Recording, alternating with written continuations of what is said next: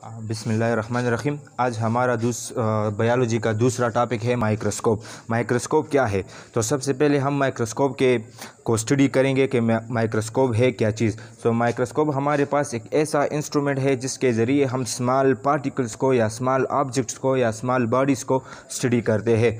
तो जैसा कि डिफिनीशन में हमने लिखा कि instrument use to study small size particles which can not be seen with naked आई।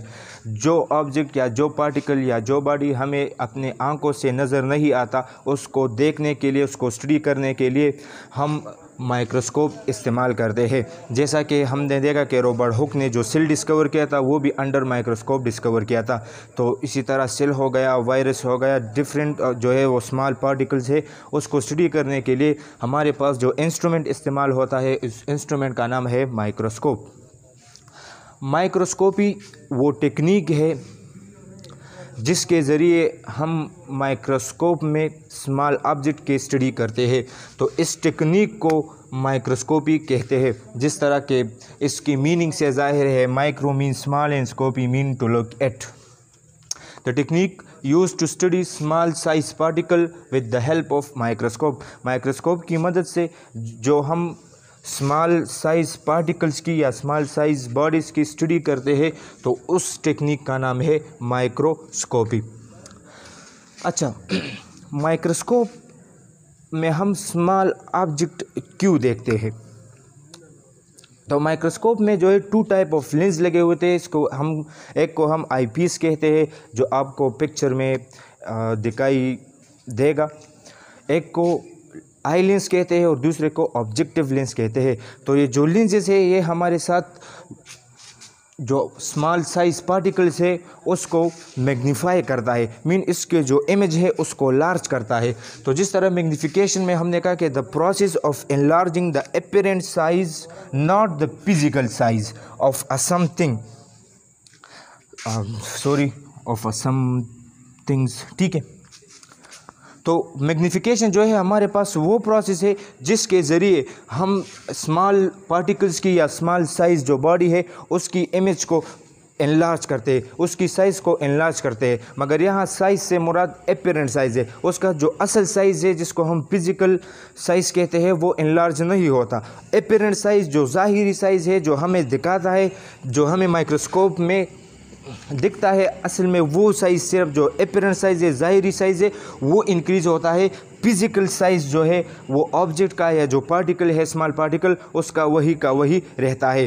तो सिंपली मैग्नीफिकेशन को हम जूमिंग प्रोसेस भी कह सकते हैं या जूमिंग कैपेसिटी भी कह सकते हैं। इस तरीके ratio of object image size to its real size. Magnification में हम देखते हैं कि एक इमेज जो है वो रियल साइज़ से कितना बड़ा हुआ।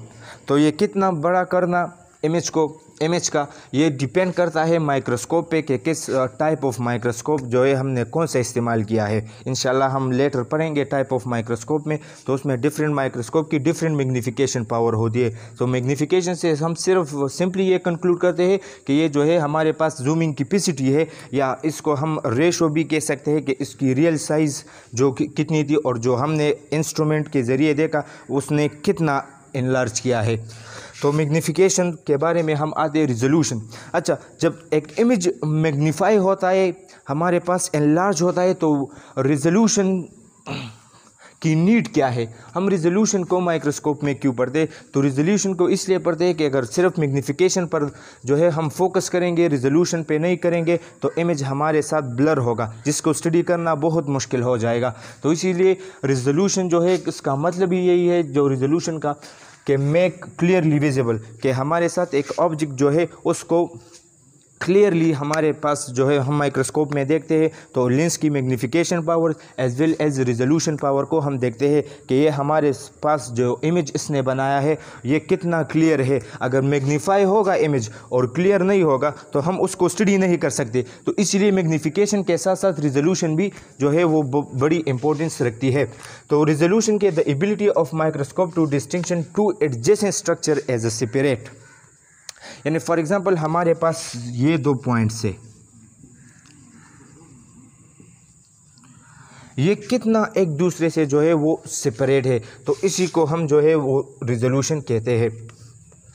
तो ये रिजोल्यूशन, जब रिजोल्यूशन एक माइक्रोस्कोप की ज़्यादा होगी तो इसके दरमियान जो कितना डिस्टेंस कम होगा तो वो हमें जो है एजिली वो क्लियरिफाई जो इमेज होगा वो हमें क्लियरली विजिबल होगा या क्लियरली नज़र आएगा, क्योंकि जब रिजोल्यूशन पावर ज़्यादा होगी।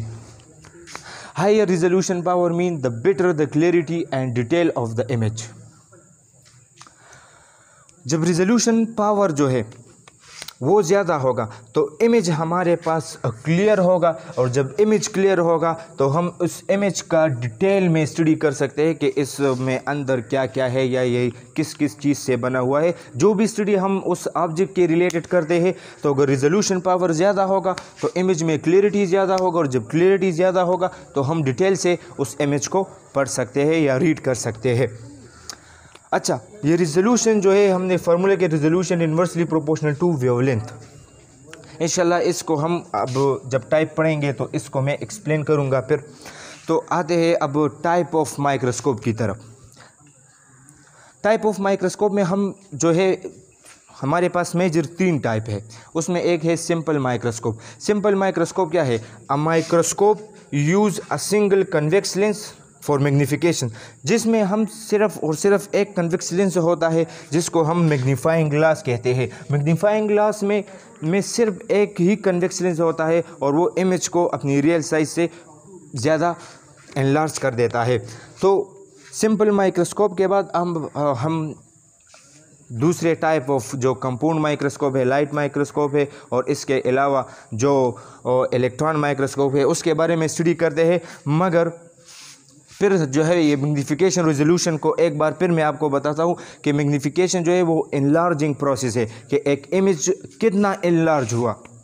माइक्रोस्कोप में मैं एक स्मॉल पार्टिकल मैंने रखा, उसका इमेज कितना इनलार्ज हुआ, मीन कितना जो है उसका अपीरेंट साइज जो है जो माइक्रोस्कोप में दिख रहा है वो रियल साइज से कितना बड़ा हुआ, तो इसको कहते हैं मैग्नीफिकेशन। मगर रिजोल्यूशन जो है वो इमेज जिसको मैंने इनलार्ज किया वो कितना सफाई से माइक्रोस्कोप के अंदर दिख रहा है, तो उसको हम रिजोल्यूशन कहते हैं। आइए पढ़ते हैं दूसरे टाइप ऑफ माइक्रोस्कोप को भी।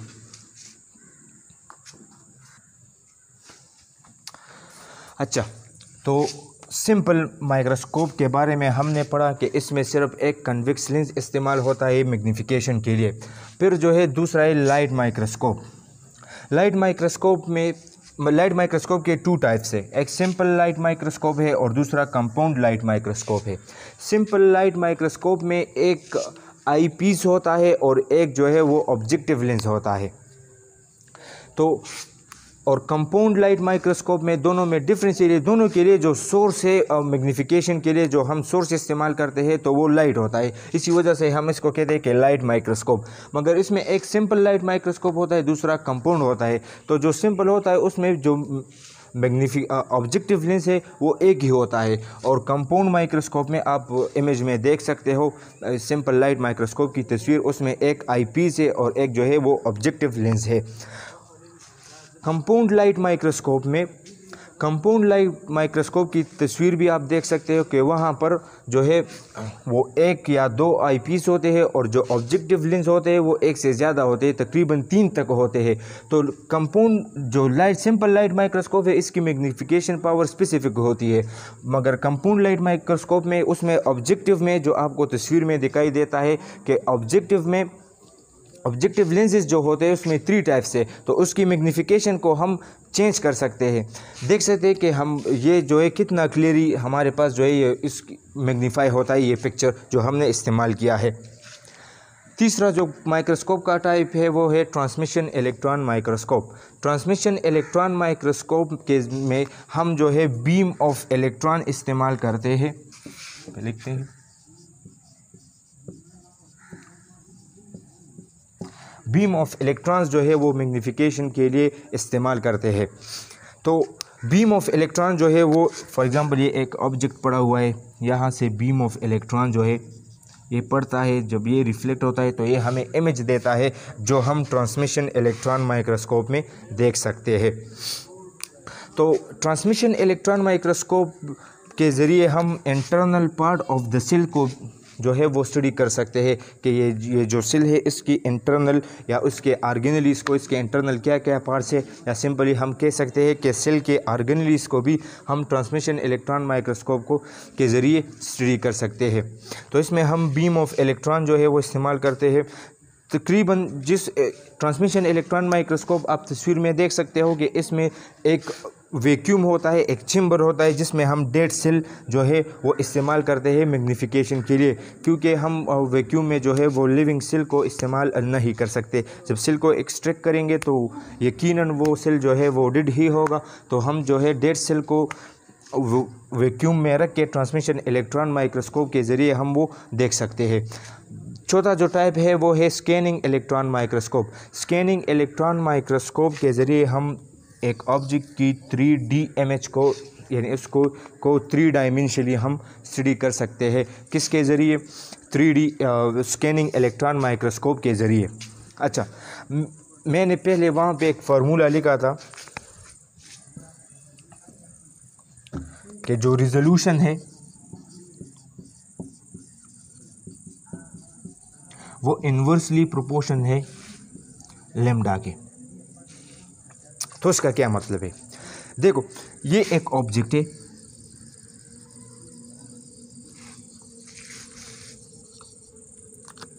इस पे मैंने जो सोर्स है वो लाइट मैंने फेंका, तो उसकी वेवलेंथ जो है वो ज़्यादा होगी। जब वेवलेंथ ज़्यादा होगी, ये रिफ्लेक्ट होके जो लाइट माइक्रोस्कोप में या सिंपल होगा या कंपाउंड होगा उसमें जो इमेज देगा, तो वो इतना उसका रिजोल्यूशन पावर कम होगा, क्योंकि लाइट जो है उसकी वेवलेंथ क्या है? लैम्डा, वो ज़्यादा है।